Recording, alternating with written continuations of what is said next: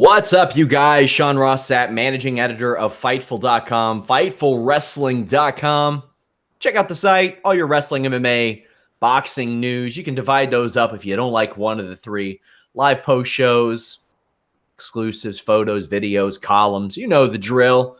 Programming notes for Fightful Select before we get into the September 24th Raw. We've added new content to Fightful Select, new monthly content. At that $5 tier, I have added alternate fight commentary. Our first edition takes a look at John Jones's first ever MMA fight. Now that he has been, just allowed back in the UFC, essentially. We're going to talk more about that on the Fightful MMA podcast Tuesday. It is going to be one of the most action-packed episodes of the Fightful MMA podcast yet. Tune in Tuesday, 2 p.m. Also, we've added the back in the day video where it takes a look at Fightful personalities and some of the reviews they did, essentially retro style before Fightful. Check that out. Lots of good stuff going up there. On the $10 tier, some of you may have heard heard me mention that I filmed with Vince Russo earlier this year. That is finally going to see the light of day. If you remember last year on Listen You Boy, we did Russo Reveals segments where we basically talked old stories with him, got his feelings on modern day wrestlers, a lot of that stuff. I'll be posting 2 of those a month on the Fightful $10 tier at FightfulSelect.com. Also, I have reposted Jimmy Van's book since I know that that kind of got lost in the shuffle since it was one of the first things we posted. Some of you all don't always scroll back and see it, but check that out. We have that 205 Live NXT Mae Young Classic review immediately after the show goes off the air.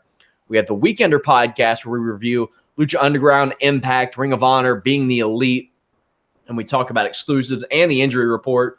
We have doubled up our outtake and behind-the-scenes footage. Yet you get access to the Fightful Photo Gallery. We do a retro review podcast every month. 2 Q&A shows every single month where subscribers get to ask me questions. You go up to that $10 tier, you get to submit questions. For my interview, had some people submit stuff for Christopher Daniels last week, Tom Lawler this week. You stay on long enough, you get a shirt, all kinds of cool stuff. Just head to FightfulSelect.com and check it out, my friends. Speaking of that 205 Live NXT review, Mr. Warren Hayes, who hosts that show, will be joining me live after Super Showdown. That's right, we will be up at, I'm assuming, 9 a.m. is when we'll get started on that show right after this 5 a.m. Super Showdown show. Same night as UFC 229. But with all that out of the way, I am joined by Alex Pawlowski. Alex, how are you? I'm all right. We finally got a little AOP versus the Shield action, which we've been begging for since their introduction on Raw. But Samoa Joe was not their partner.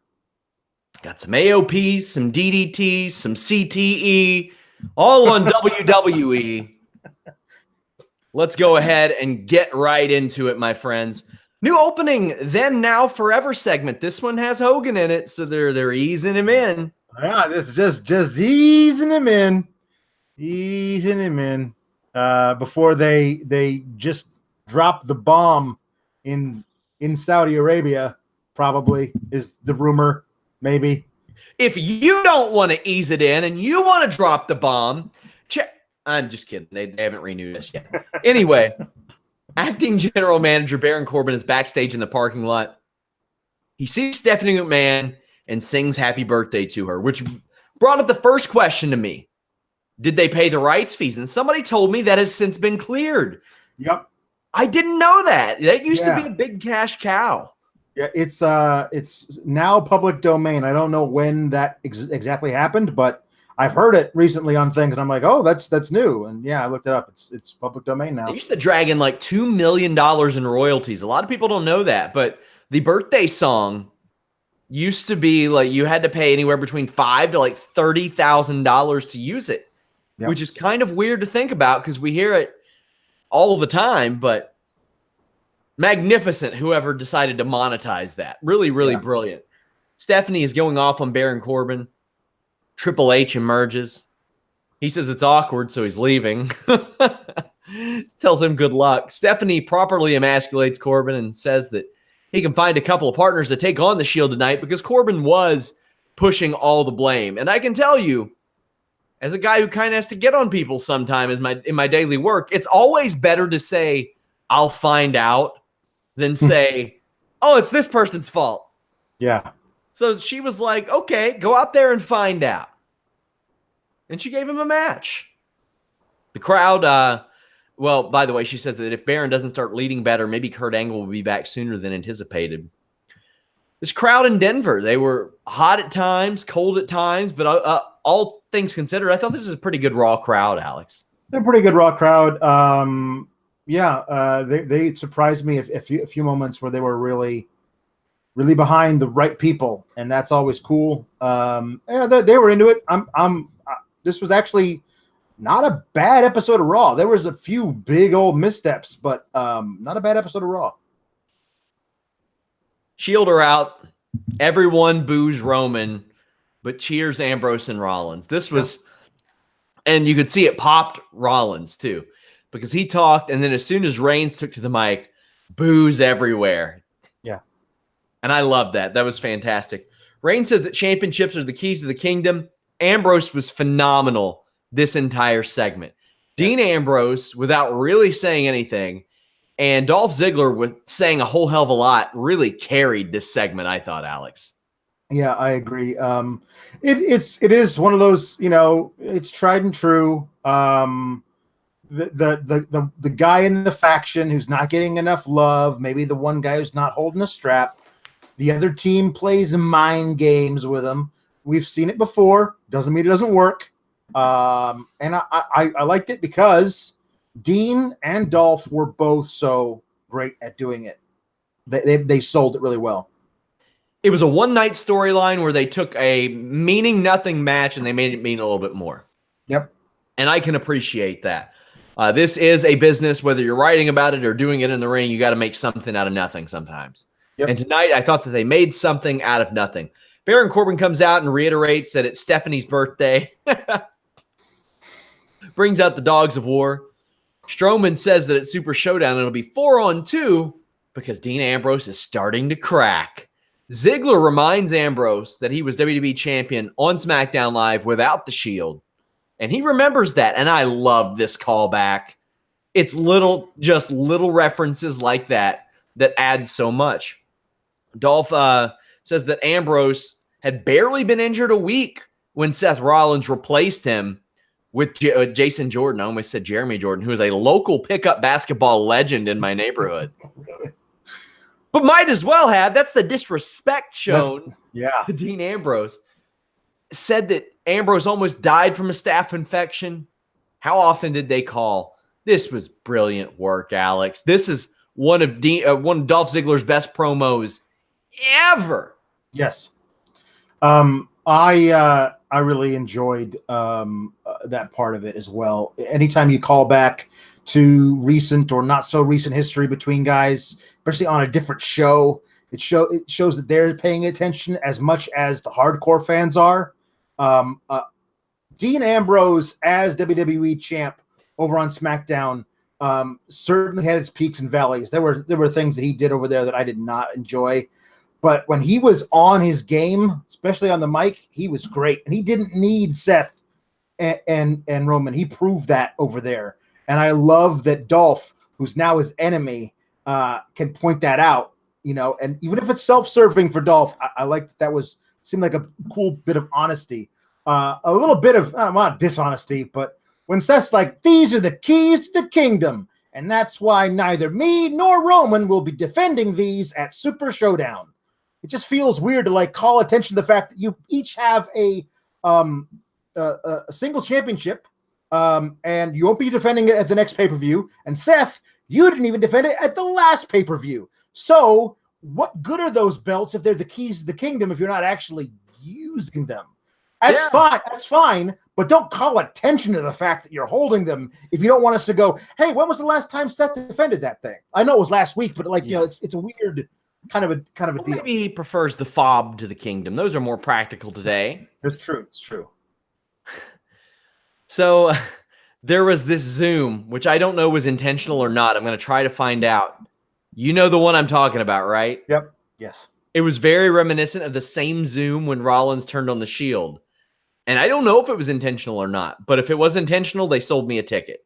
Yeah. That was brilliant. It was very smart if they did it that way. If they screwed it up, happy accident, who cares? Yeah. It was very reminiscent of the moment that Rollins turned on the Shield, and I thought we were getting that. Corbin stops everybody from fighting, but the crowd wants it. At least Corbin stopping this fight made sense. He has matches to promote. Yes. So I like that. No, I did too. I liked that he was like, Dolph and Drew, you got a match later. But it didn't specify why Braun couldn't take them on single-handedly. Yeah. Like, because Braun never got used. I was kind of disappointed. He never, showed up and had a match later. Finn Balor defeated Jinder Mahal. Bayley was ringside with Finn Balor as they are shown hugging backstage. Alicia Fox out with Jinder and Sunil Singh. Balor gets worked over, hits a dropkick and a tope con hilo right on Jinder's shoulder. I saw that and I was like, hope Jinder's okay, because that was a stiff one.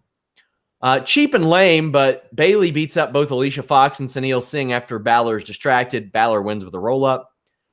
This was only to establish the friendship between the two. Otherwise, it would have fallen in the subpar segment range for me. And boy, the Singh thing afterwards was real stupid. Like, Jinder and Alicia just took turns beating on him and then meditated in the middle of the ring. Okay, man, whatever. This happened, Alex. This seemed to be utilized solely to promote the mixed match challenge. I mean, they do a lot more with that on Tuesdays because it immediately follows SmackDown. I felt like this was another thing like, hey, tomorrow night, remember, after SmackDown, there's this thing. You all love Finn and Bayley, huh? Don't you?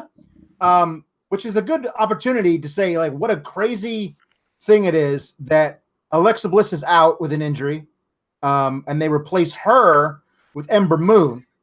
And then Sasha Banks out with an injury. They replace her with Mickie James, where the actual smart thing would have been, if they were both out injured at the same time, would have been to have Mickie James replace Alexa Bliss and have Ember Moon replace Sasha Banks, but now they're swapped. Just a weird thing that, like, they had, well, we have nothing else to do. Here you go.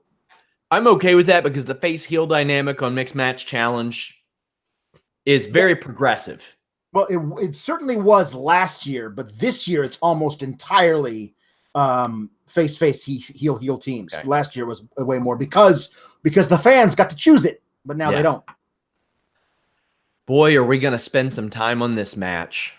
Yeah. Riott Squad defeated Natalya and the Bella Twins.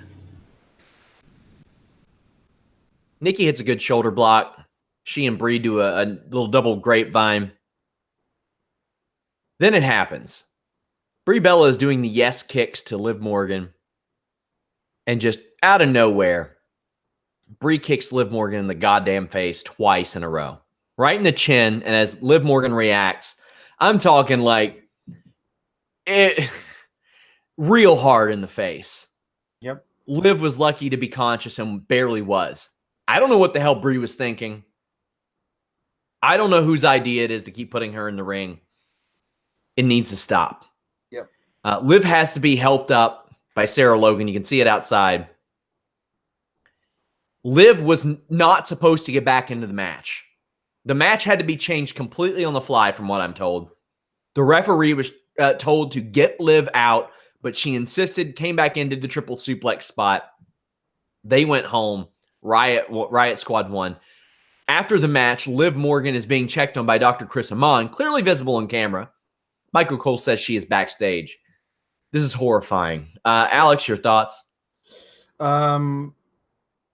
Brie had a nice career at one point, and now she's a danger to others and herself because of that ridiculous suicide dive a couple of weeks ago. God, it just the kicks were just, they did not look well timed. They were downright irresponsible. I've taken those 100 times, 1,000 times probably. Yeah. And I had some people with the balls. How dare you to say that Liv Morgan sold them wrong? No, that is not what happened.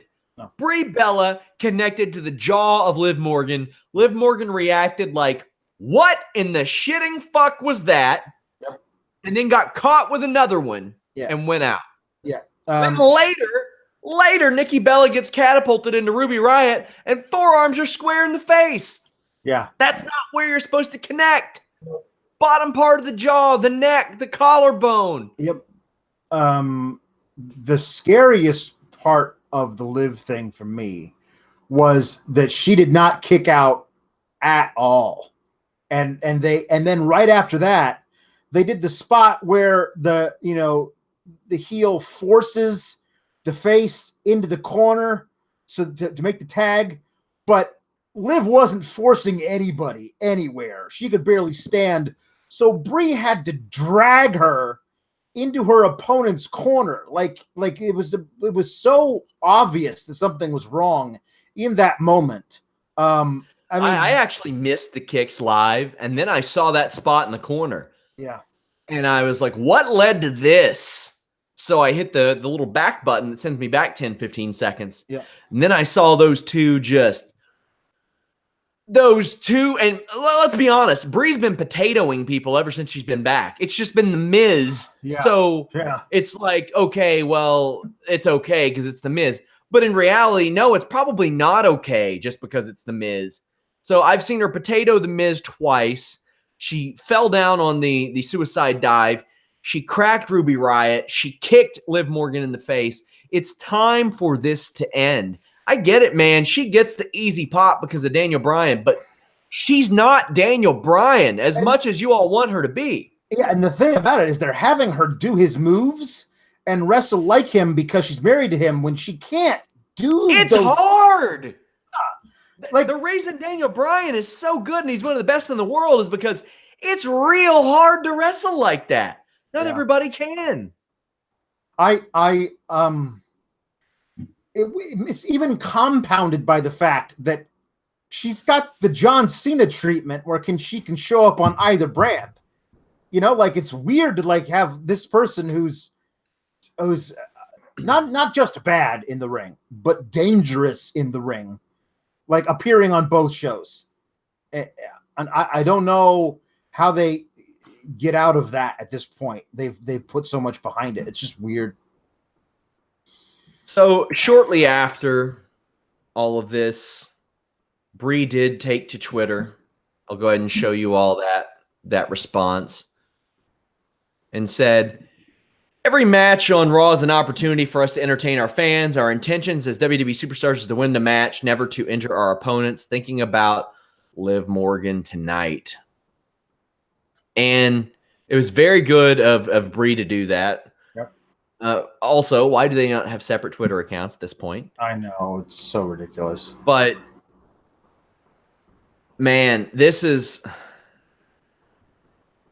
got to stop, man. It's that the health of multiple people are at risk here. Yeah.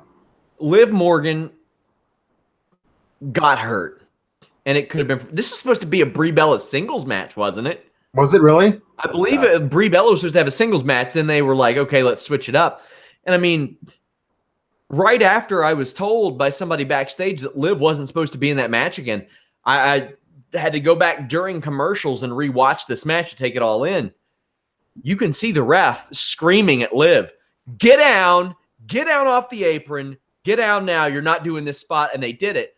You can tell that, and I mean, obviously it goes without saying, there was supposed to be something to set up the commercial. That did not happen. No. That did not happen either. So everybody was put in an awkward situation.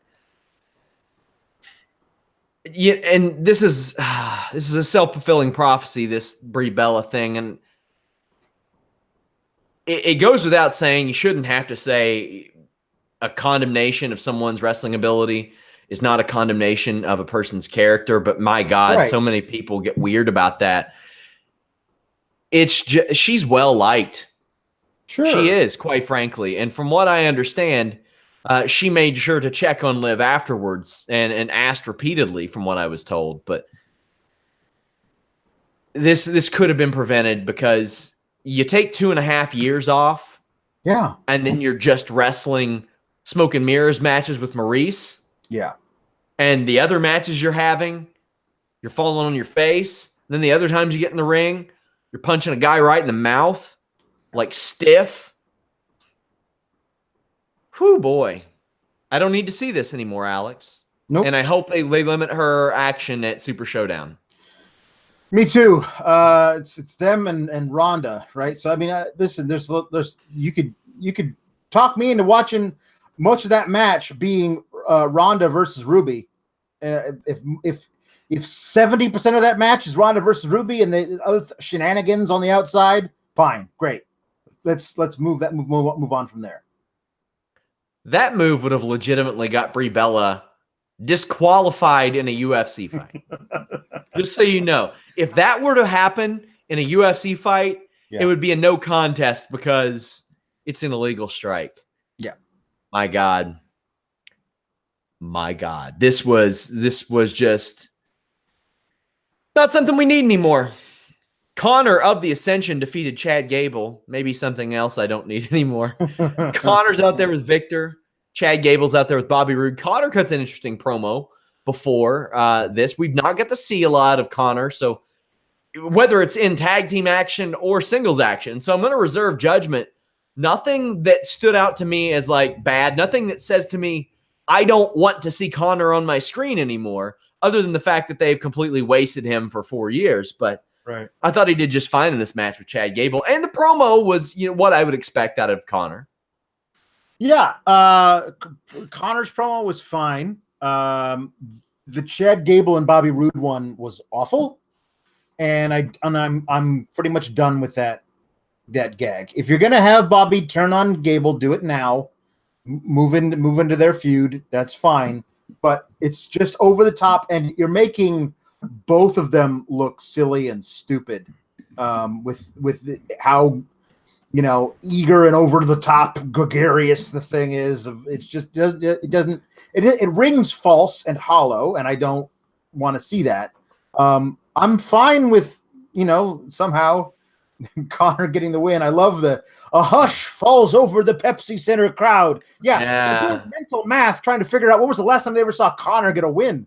Well, I'll tell you when it was. It was June 19th, 2013 on an NXT taping.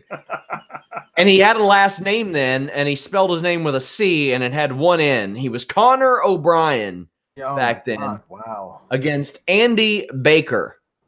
Andy Baker. He won with the Dominator tonight, not back then. Yeah. Gable does the Bret Hart turnbuckle spot, and I always see that spot, and I remember Bret Hart saying that bruised his heart. Or maybe I think that was just the clip they showed when it happened. Yeah. Somebody corrected me and said they think it was a guardrail spot, but Gable takes that very well. He does. Very, very well. He's great. I don't object. Let me be clear. I am happy to see Chad Gable on my screen every week, even if he's losing to guys like Konnor, because he's great. And I want to see him do more, and anything that gets him on my screen is better. It is weird to have the Ascension now viewed as a threat in any way to anyone, considering how they've been booked. But like their peak is these guys who are ironically the Legion of Doom, but actually like teddy bears, like they were in the Fashion Files episodes. Like those guys were so Game great. Night. Yeah, so They're good. Stars of Game Night. They're so good. You can tell these guys have real cool senses of humor about themselves. But when they're being utilized as like just straightforward arg, like I don't it doesn't it's well, I get the feeling, and it's my speculation. I've not been told this by anybody, so please nobody say on Twitter that I said so. It looks like they're heading for a split. Yeah. Like, Connor's going to be like, well, if I win when you're not here. Yeah, God. And they'll probably split them. There's a hanging armbar from Gable, drop kick to the knee, capo kick, and chaos theory. Man, that was impressive. Connor's lost a bunch of weight. He's in real good shape. He is. And it's weird. He's lost a bunch of weight, and they keep referring to him as being the Mammoth Konnor. I mean, he's still big. He's still big. He's bigger than Chad Gable, but when it was on his Wikipedia page that he weighed 278 pounds, they were saying the 300-pounder. Like, okay, seriously, guys, you're fudging a little bit. Yeah, but to be fair, When I did Wikipedia fact check, my favorite episode was EC3. Yeah. And I'm asking him his weight because they always fudge the weight. That's true. And when I told him that it was 246, he was like, 246? I've never been above 225. I know. And Borash, he was like, I tell Borash just to say 225 because I'm legit jacked. Who cares what the number is? Right. After I ran that story on Fightful.com, for a brief while, someone had edited his weight and bumped it up to 252. That's why we provide the service of Wikipedia fact check. That's right. Which you can get early access to when applicable at FightfulSelect.com, that $10 tier. Have several making of finishers up there already. So Konnor wins with the Dominator. I thought it was a fine performance. I'll wait and see how this plays out because he didn't do anything offensive tonight, and he's been wrestling a long damn time. I'm wondering how much of this is an Ascension story and how much of it is a Bobby Roode and Chad Gable story with the Ascension also in it. You know what I mean? Like, I feel like it's going to probably lead more to a Bobby Roode, Chad Gable development than you may never see the Ascension again at some point. I would do a Konnor winning into a Connor's Cure segue, but that would be tasteless, so I'm not gonna. Okay, good. But everyone's brought up to the stage for this segment, and that was like one of the only things I was told ahead of this show. I got a text, and someone said, yeah, we all got to go out to the ring in segment 5, or out to the stage in segment 5. Well, you know what people are going to speculate. Right. Women's tag titles. Or singing Stephanie birthday songs. But yeah. Children are brought out. They got a great reaction. This crowd was really great to these kids, Alex. Yeah, it's awesome. I mean, it really is very, very cool that WWE does this.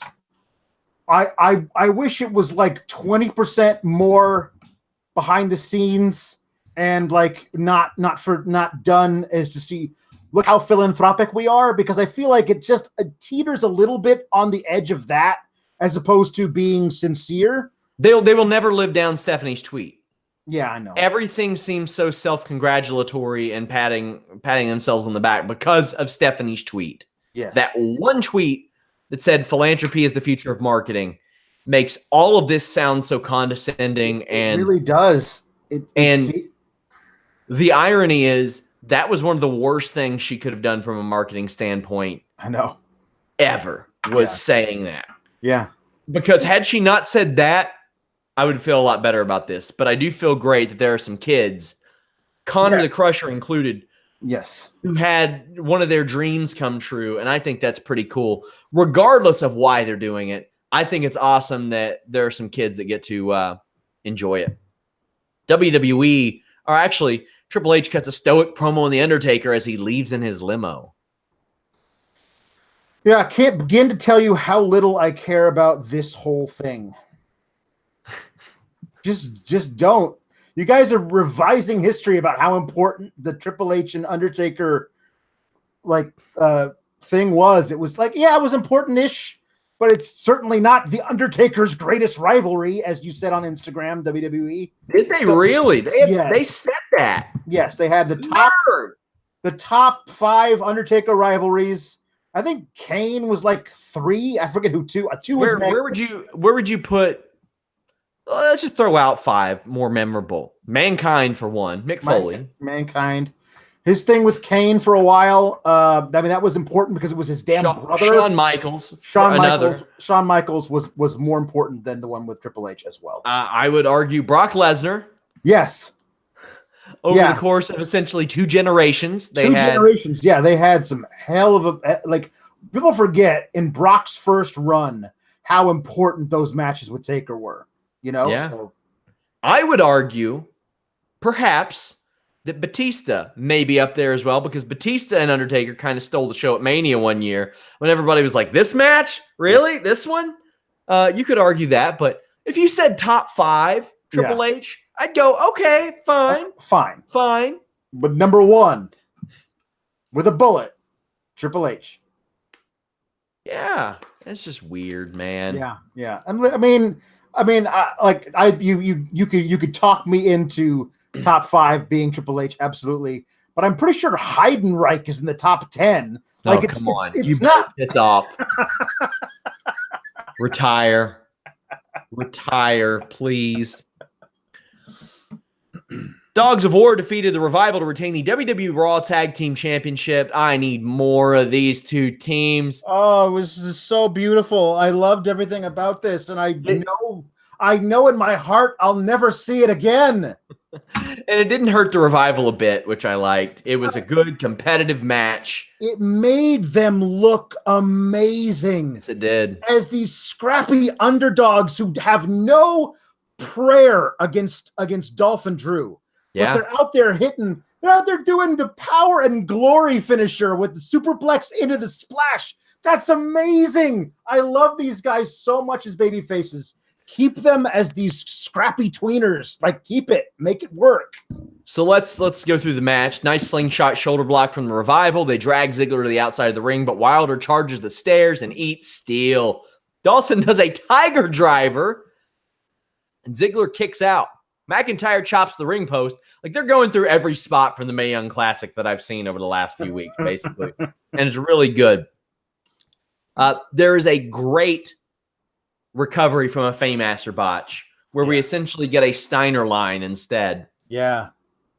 That kick out, that near fall got such a great pop from the crowd. The crowd was so into this match. They were cheering for the Revival. Somebody tweeted this. I forget who you are. It's so perfect. The Revival are probably the best heel tag team of this generation. They work babyface for one night, and the crowd is totally into them and so rooting for them. They're such great tag wrestlers. They're fantastic, and I hope we see more of them. I would love to see the tag team division treated as an attraction because it can be. Yeah. Because it can be. It can make you more interested in the show. Claymore Zigzag gets the win. This was outstanding. On my match ratings, which go up tomorrow morning, it didn't get like really, really high because it was kind of short. Yeah. But I have no doubts if these two had a 20, 25-minute match and the Revival were built a little bit. Yeah. I don't doubt that they could approach like 9 out of 10 territory easily. I mean, now correct me if I'm wrong. I may have missed it, but a few weeks ago, the Revival had a tag shot against the B team. They were beaten up backstage.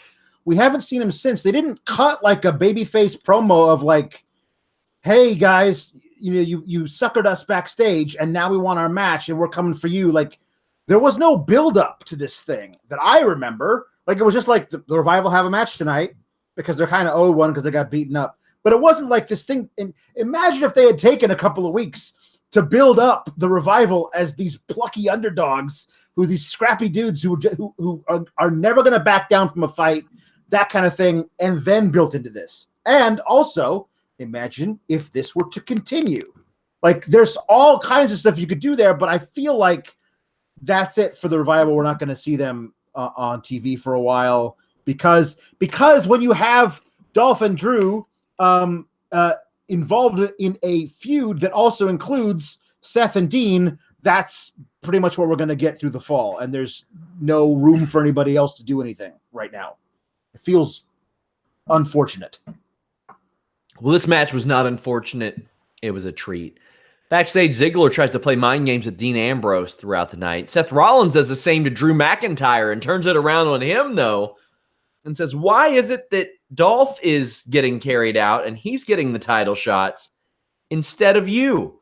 This leads to McIntyre and Ambrose talking to each other, and I like this. They really added to this because at some point I'm like, why don't Ambrose and McIntyre tell all these guys to piss off and they'll run things? And that's intriguing. I mean, it's not quite the Young Dragons and 3 count splitting. And then I think it was Jamie Noble and Young that had their own team. It's not quite that level. Right. But there was some intrigue here. I really liked it. It was a one-night story that made me want to watch. Yes, I will say that the finish of the night could have propelled this into future weeks and made it be an actual intriguing story that lasted through Super Showdown and, into, your Arabia thing. There's a lot of stuff that it could have moved on. And that was my thing for me, is I felt like it was a cool little bottle episode, but there was the potential for it to become more. Like, and we'll get to that by the end of the night, but I did love this in particular, Drew going to Dean and being like, "Hey, your buddy Seth, he's trying to get me to join you, but maybe he's trying to get me to replace you." Like, I liked that one the most. I thought that was a really cool. And listen, Drew's great. Yeah, he's like, he's an immense, giant, brooding Scotsman who's actually really good at acting. Like, you wouldn't think, but he's really good at it. Well, I mean, he looks like he ate Orlando Bloom. And somehow transferred him into pure muscle. Yeah. Guys, if you all like this show, we do a post-SmackDown show. We do post-pay-per-view shows this weekend. Friday, Ring of Honor, Death Before Dishonor. Saturday, Bellator 206. That's Quentin Rampage Jackson versus Vanderlei 3. And it's Rory McDonald against Gegard Musashi, who we interviewed on the site this week. Big post show for that. And then Sunday, Fighting Spirit Unleash. Our buddies over at Pro Wrestling Unlimited will be there. Check them out. They cover the weekend or the Fightful Wrestling Weekly every week. But Wednesday, 3 p.m. Eastern, we have our flagship show, The List and Your Boy, myself and Fightful.com founder Jimmy Van. It is a very lighthearted show where, I mean, sometimes we get serious. I have challenged, and it has been accepted, our producer Melissa and I are going to fight on the 100th episode in November. Wow. You know what, Alex? I'm promising explosions. Wow. There we did it.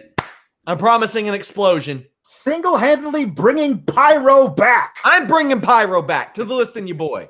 I'm promising banned moves that are banned from WWE. You'll see them. Wow. Me and Melissa. Wow. Episode 100. Sometimes I talk about my in-ring experience. This is going to be a street fight. It's not going to be a match. It's going to be a street fight. Melissa's all the time messing up our show. Melissa and I are going to fight episode 100. I might drag a ladder into it. Who knows? Wednesdays, 3 p.m. Eastern. We are at episode 92 this week. So mark your calendars, my friends. Do you think Elias at Crown Jewel will sing Arabian Nights? I don't know. I hope. I don't know. I hope so. Yeah. Elias brings down Kevin Owens, who joins him in the ring. Owens says they need to deal with Lio Rush after last week. Lio comes out and hypes up Bobby Lashley, and they offer him a booster seat.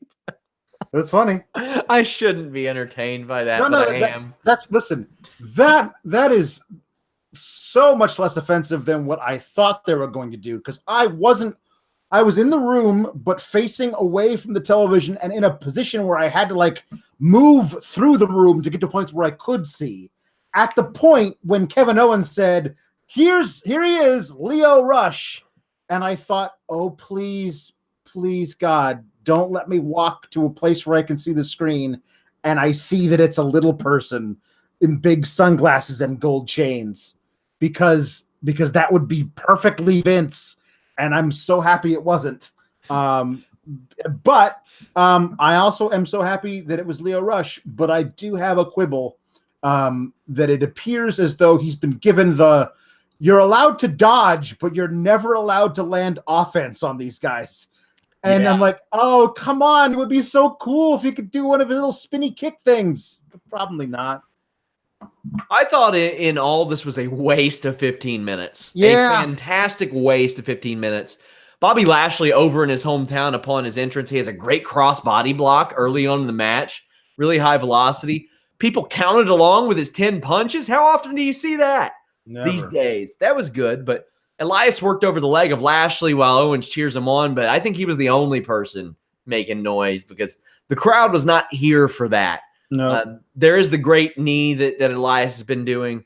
Lashley, it's his vertical suplex, but it all breaks down and we get a DQ no contest. This was just a waste of time, Alex. But it was just the weirdest no contest DQ ever. Like, Kevin Owens was chasing Lio Rush around the ring and tripped over a fallen Lashley on the side of the ring, and they called it as though he had kicked him, which I guess technically he did. Yeah. Even Kevin Owens was like, what? He's laying there. I just tripped over him. I'm sorry. It was so odd. Like, I've never seen anybody. He's a hazard. I've never seen a match called on account of tripping. So let's talk about, well, we can tie it into the Nia Jax defeating Alicia Fox match. Both of these matches were not great. Nia has Ember Moon with her. Alicia has Mickie James and Alexa Bliss. We go from no managers. Yeah. Nobody came out by themselves tonight. It's weird. Everybody had somebody. And by the way, Alicia Fox misses a running neck breaker by a goddamn mile, like way off, kicks Nia Jax around a little bit, gets Samoan dropped. I would have rather Nia just crushed her, to be honest with you. Yeah. If we're going that route. Why you got to have Alicia doing this? She had a spot on the show earlier. I mean, the poor girl's got to work double duty on top of that. She's got to work double duty. But earlier on the show, we missed this. She was wearing these sleeves during the Jinder segment. They were out of this world. They were made out of like a shiny crow or something. They were just feathery and long. They were as long as her legs, and they were just kind of flapping there. It was amazing. I thought she should have wrestled in them. It would have been really cool if she'd like been able to like work him into like some kind of a spinny thing, like Bianca Belair's hair. Her style game is on point these last few weeks. She's ahead of the game. People are like, oh no, she's stuck. No way. She's ahead. She's ahead of the game. Oh, Captain, my Captain. I love you, Alicia Fox, and all that you do for us. However, this was weird. I mean, I guess Nia Jax and Ember Moon can be friends. When are we getting an Ember Moon title push? Like, this girl's amazing. Can we do it? Maybe, possibly. Like, she's great. It's such a weird thing that these people who are objectively fantastic, and when they get a chance to show the audience that they are, it's not like you're holding them back. They're great when they give them a chance in the ring, and then like, but we're not gonna do like, every time I see her, I think she could be so great. Also, you're looking at her and Nia Jax and thinking, possible women's tag title contenders. If you ever introduced those belts, it'd be a perfect time to do that since you have that, evolution thing here at the end of next month. Maybe you could try that. Maybe, perhaps, I don't know. Yeah. So that match, it existed. It happened. Ember hit Mickie with a cannonball outside the ring. Yeah. Sure. Baron Corbin comes out and announces that AOP are going to be his partners tonight. This was a big, big test for AOP. I thought they did just fine. I'm not looking at this as Andrade Cien Almas facing AJ Styles and blowing Vince McMahon's doors off to where he's like, you're wrestling AJ or Daniel Bryan for like 3 months straight. Type of impressive. But I think they did just fine, and that's all you can ask for. Dogs of War come out with chairs, but then sit in them. I thought that was kind of clever. It was good. Like that a lot. I think that this match, and to an extent it actually worked this way, but I feel like the purpose of this match within this needed to be to make AOP seem legit, and I felt like that worked. They didn't look like world beaters, but they absolutely looked like they could stand in the ring with a shield and do some damage, because they don't need to be title contenders right now, but you need to look at them and go, these guys are future title contenders. Now, if you watch NXT, you know that, but if you don't, all you've seen is them not be on TV for several months, and then a little British guy who dresses like them shows up, and they squash some jobbers for 2 weeks. Now, it feels like, oh, crap, they went from jobbers to the Shield. Somebody back there likes them, so let's see what happens from there, and I felt like they acquitted themselves nicely. I love the moment between Roman and Razor. I would have liked it more had it not ended with Razor getting the taste slapped out of his mouth, because that made him look a little weak in that moment. But they hit their offense well. I like hitting the last chapter on the outside looks a lot better than hitting it in the middle of the ring. I was completely cool with that. That was going to be one of my notes. The Dogs of War distracted long enough for AOP and Corbin to jump the Shield, but early on I thought that Roman Reigns made Razor look like $1 million. when Razor popped up from the clothesline, and Reigns that was big. Reigns was like, oh shit. There used to be moments like that in Royal Rumbles when people would come face to face and it would make somebody, I thought. Yeah, there's a lot. There's that, but there's a lot to be done there with, and I mean, maybe it's not Roman's specific style, but like, hey man, are you sure you ain't Samoan? Like, there's a moment there to be had between the two of them that would be really cool, but maybe not. Rollins gets a blockbuster. I'm a fan of how he adjusts his gear based on what kind of match he's having. Yeah. That's kind of cool. Huge burn it down chance. He gets worked over forever. Yeah. And it's good. It works. I mean, this wasn't an amazing match or anything, but I thought it was a perfectly serviceable match, and it did a lot of things that they needed done. But he hits a sling blade on Corbin. There was this brilliant spot where Rollins and Corbin are going for tags. Akam runs in after Rollins. Rollins tosses him outside. So what Akam does, like, there's a rhyme and a reason for this. It's so Akam can be out there while he got thrown out to yank Roman Reigns off the apron to prevent Rollins from tagging him. Yep. That was just a smart spot. Last chapter outside the ring, as you mentioned, deep six inside on Rollins. Oh, so beautiful. The thing about Corbin, he needs to stop doing that dumbass boss man clothesline, but he's got so many cool moves, like deep six to finish for anybody else. It's great. But he has the end of days. Yes. So that's a good problem to have if you're him. So Rollins makes the tag to Ambrose, and I like how Ambrose has adjusted the wacky clothesline with the leapfrog clothesline.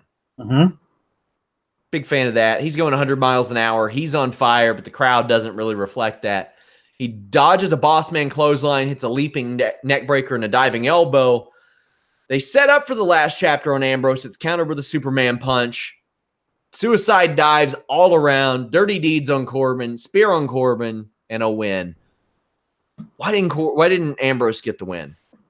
That was my question immediately. I was like, you've just spent the entire night building a story around Dean Ambrose. He's a legal man and hits dirty deeds on Corbin, only to get tagged out to Roman, who hits the spear on the same guy that got dirty deeds. Yeah. Like, that didn't make any sense to me until I saw that they were doing the will Dean turn on the Shield or not thing at the end. Which I was like, oh, they're doing this now? It's like to actually have him make the decision now to end this storyline after only one night. Oh, okay. Because I thought that if you're going to do that, then give him a reason to betray his buddies. Maybe that was it. Like, hey, I had him, Roman. You didn't need to tag in. Like, I had him. I was good. Like, maybe that's part of it, but it didn't seem like it. Like, the thing with when WWE does this kind of stuff, it feels like it's either a deliberate misdirection or they way overplay their hand. And it's like, okay, well, they're definitely not doing it because you hit us over the head with it so many times. So when it's like this, I'm like, oh, okay, well, that was it. Oh, okay. I guess we'll move on to something else next week. All right. Okay. That was WWE Raw. I completely agree with you. The main event wasn't a blowaway match, anything like that. It was fine. Reminder, guys, we have live coverage of Raw, SmackDown, all that stuff, and a live discussion board. Come in there, talk to us, talk to our community. We will be running contests for free merch pretty soon based on commenting on those stories. Might get an early start. It might take some early entries, so it will be based on number of stories that you comment on. Our boy Stone Osborne won our last DVD pack. As you can see on Twitter recently, he was a very satisfied customer. Alex, underrated weekend at Fightful this weekend. You got Ring of Honor, you got New Japan, but am I alone in thinking this New Japan show has no buzz? Yeah, I honestly, you tell me about this right now. I'm like, usually I hear all kinds of stuff about it on Twitter and stuff, but I'm not hearing anything about it really. I thought it was a different week. I honestly thought it was like the week after because usually the buzz grows, and now it's like, I don't hear anything. They're not doing any media calls this week. Usually Access does those. Our boys at Pro Wrestling Unlimited will be there. Don't know if they're doing it for themselves or for Fightful, but we'll find out. But they will be there, and I encourage you all to check out their content because they do great stuff. But without looking right now, I couldn't tell you one match on the show. And as I'm looking, Juice Robinson versus Cody, that's going to be a good match. U.S. heavyweight title match. Will Ospreay and Marty Scurll, that'll be good. Young Bucks and Guerrillas of Destiny, don't know. But you have Ring of Honor Death Before Dishonor this Friday, on the other hand, which is a stacked show. I am doing a live post show, by the way, guys. Bully Ray and Silas Young, who are great characters in ROH, against Flip Gordon and Colt Cabana in a tables match. Jushin Thunder Liger against Kenny King. Punishment Martinez defending the TV title against Chris Sabin. The Briscoes defending the tag titles against The Addiction, Daniels and Kazarian. Sumi Sakai defending the Women of Honor World Championship against the former Emma, Tennille Dashwood. You have Bullet Club's Cody, Young Bucks, Marty Scurll against Chaos's Okada, Ishii, Chucky T, and Beretta. And you have Jay Lethal defending his ROH World Championship against Ospreay. The biggest thing, or the thing I'm looking forward to the most on this, is the reaction that Bullet Club's Cody, Scurll, and the Young Bucks get when they come out, maybe for the first time since All In. Yeah. They had that really long episode of being the Elite, but even after that, the show has taken a little bit of a hiatus. So I am really excited to see the reaction that those guys get after that, because they could be facing free agency soon. There's right. A lot of stuff that could be happening. But really, to that audience, they're conquering heroes. Oh, of course. You know what I mean? Like, so it'll be interesting to see what kind of reaction they get. They've created a buzz that is such to where I was considering driving to Nashville to cover that 70th anniversary NWA show. The way it looks, John Morehouse will be doing that if we get approved for credentials. But I'm doing a live post show. I'm not going there because Cody Rhodes has made the NWA title, and so is Dave Lagana. I want to say that. Right. Dave Lagana and Billy Corgan. But Lagana especially have made the NWA title to where it is buzzworthy as a main event. And I've got people that want me to do a post show, so goddamn it, we're doing it. That's pretty special to be able to do that, because for years the NWA title was something that just tethered onto a promotion.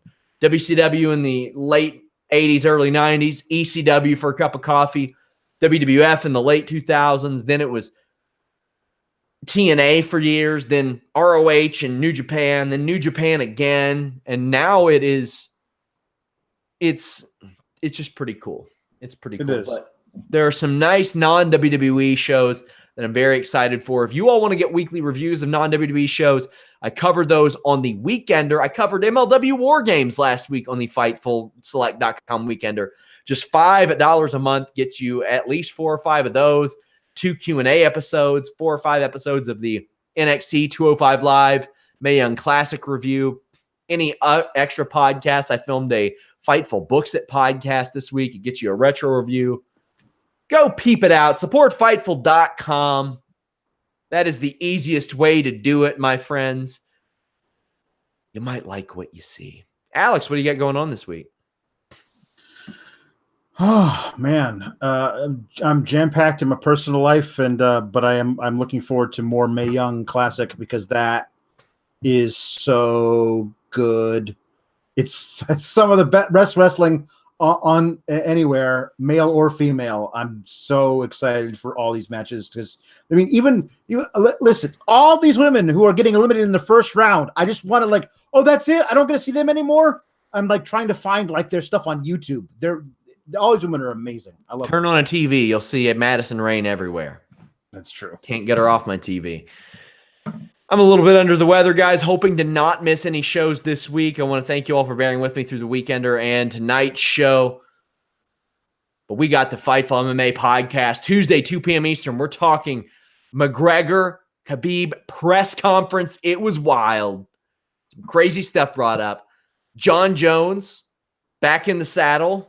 UFC Sao Paulo, Joanna versus Shevchenko book. Check it out. Check out Fightful's Listing Your Boy as we start the build to episode 100.